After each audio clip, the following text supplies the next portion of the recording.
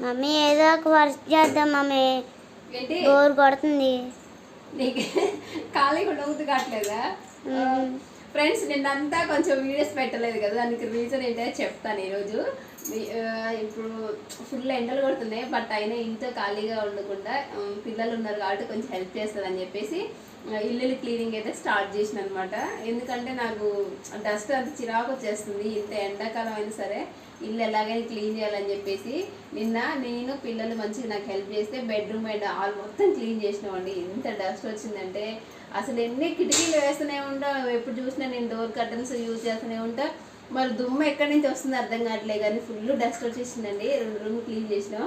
ఇప్పుడు ఈ యొక్క కిచెన్ వద్దులే చరిత అంటే మా చెర్రీ ఒప్పుకోవట్లేదు, కిచెన్ కూడా క్లీన్ చేద్దాం మమ్మీ అనేసి అంటుంది. ఇంక ఈరోజు కిచెన్ క్లీనింగ్ స్టార్ట్ చేయాలి తిన్నాక.